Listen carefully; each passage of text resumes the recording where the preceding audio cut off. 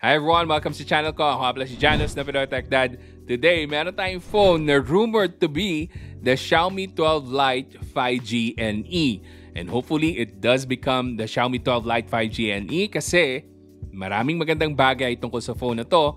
At yan ang mga aalamin natin after this quick unboxing.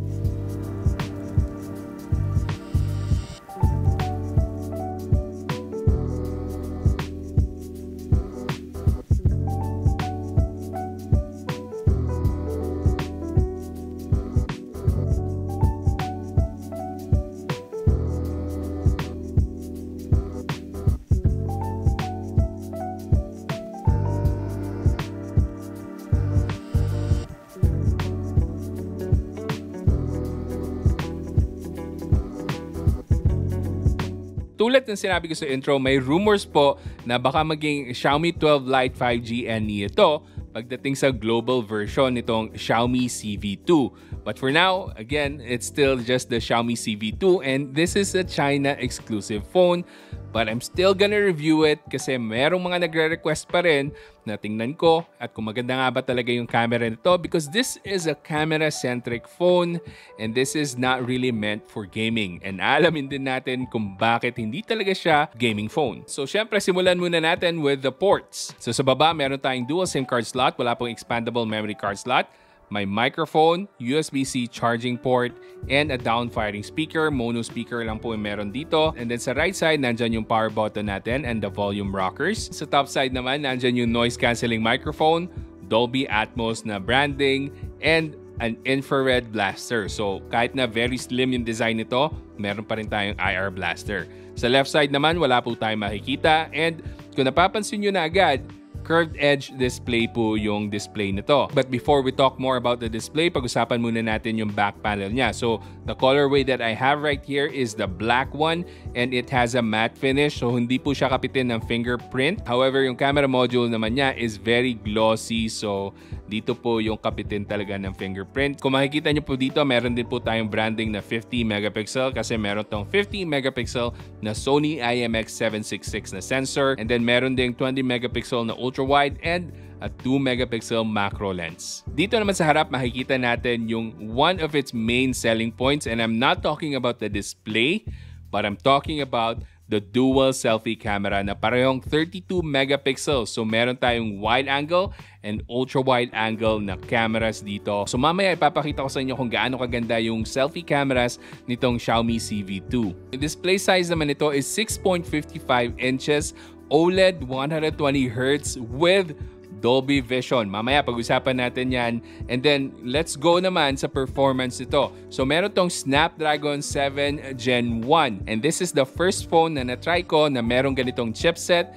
And let's check out the benchmark. So, sa benchmark, aabot ng 550,000 ang Tutu benchmark points.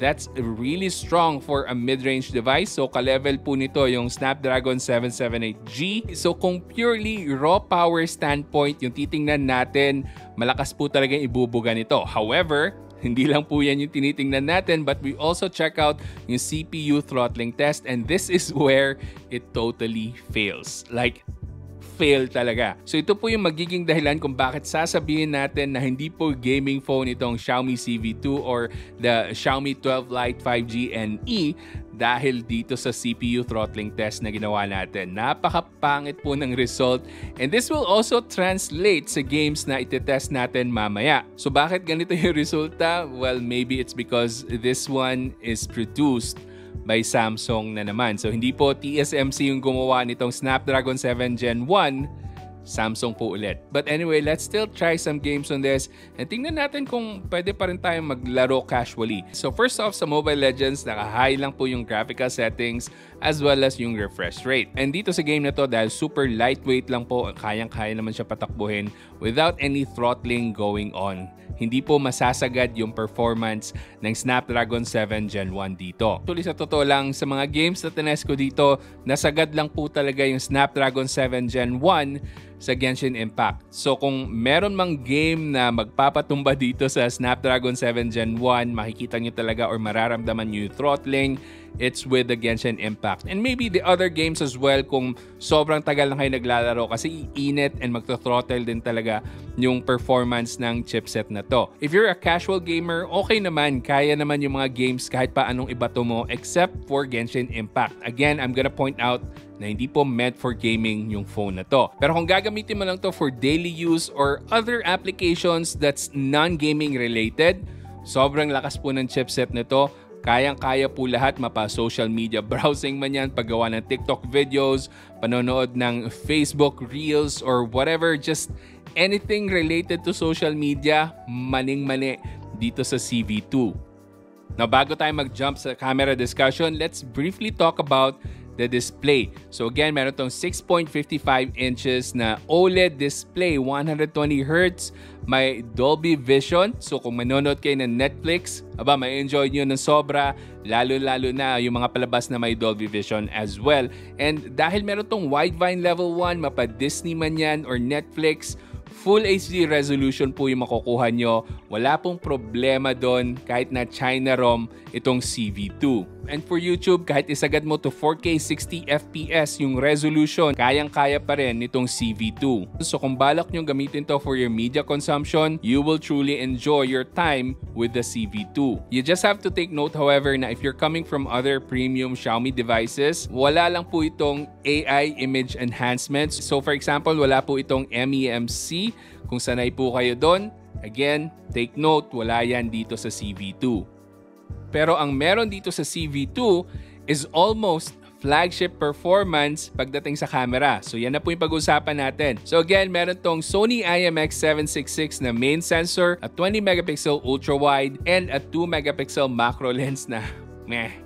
But anyway, yung main sensor po nito, panalong-panalo. We all know how good the Sony IMX766 sensor is. Napakaraming phone brands ang gumamit nito dahil very reliable talaga yung output ng Sony IMX766.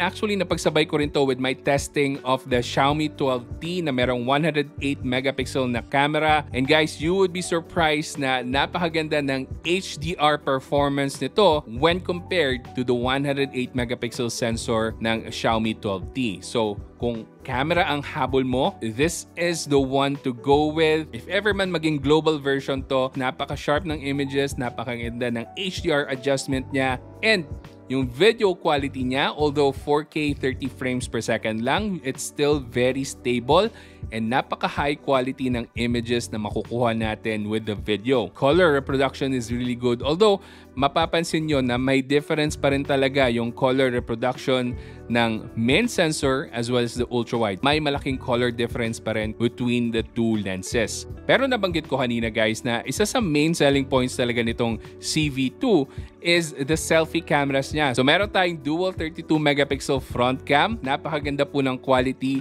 If ever meron ka mang phone na pipiliin for TikTok videos or for whatever reason na you want to use your front cam, isa to sa best quality front cams na nakita ko. And it's also really helpful na meron tong dual LED flash for those low light scenarios na kailangan mo talagang makita yung pagmumukha mo or whatever you want to feature. And just in case you're curious, ito pa po yung mga ibang camera features dito sa Xiaomi CV2.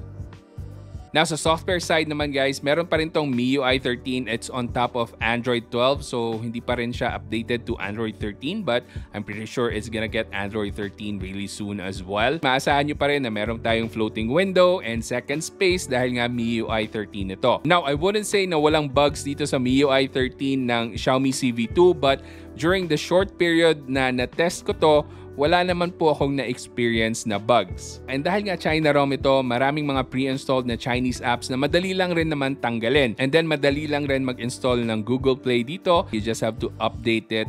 And once you update it, pwede ka na mag-install ng kung ano-ano mang apps na gusto mong i-install from the Play Store. Panghuli guys, yung battery nito is 4,500 mAh and meron din 67 watts na fast charging, so you can expect to charge this from 0 to 100% in about 40 minutes. So there you have it guys, that's our quick review of the Xiaomi CV2 that is also rumored to become the Xiaomi 12 Lite 5G NE. Let's all cross our fingers for that dahil for me, this is a really good phone especially if you love very slim phones and you are camera focused. And I really hope na magkaroon tayo ng global version nitong Xiaomi Civi 2 dahil marami po talaga nag-i-inquire na gusto lang nila is maganda yung camera and maganda yung overall performance ng phone. So isa talaga to sa mga magiging napakadaling i-recommend kung meron man maghahanap na maganda yung selfie camera, maganda yung rear camera, and very slim yung device as well. If you're looking for a phone for heavy gaming, this is not gonna be it. Pero kung ang hanap mo talaga is for photos and videos and selfies, this is one of the top choices sa mid-range. Na para naman sa updated price nitong Xiaomi Civi 2, I would highly recommend guys na i-message nyo po yung AHH Xiaomi Manila. Ilalagay ko po sa description box yung link ng Facebook page nila. And kung may mahanap pa ako na available stores na pwede kayong bumili, ilalagay ko po sa link sa description box. Anyway, hanggang dito lang po muna yung video natin. I hope na enjoy nyo. Mag-like, comment, and subscribe kayo dito sa channel natin. And kung gusto po ang manood ng mga videos ko, may mga ililink po ako dyan. Panigurado, magugustuhan nyo yan. So hanggang sa susunod, ako nga pala ulit si Janus ng Pinoy Techdad. Kita-kita ulit tayo.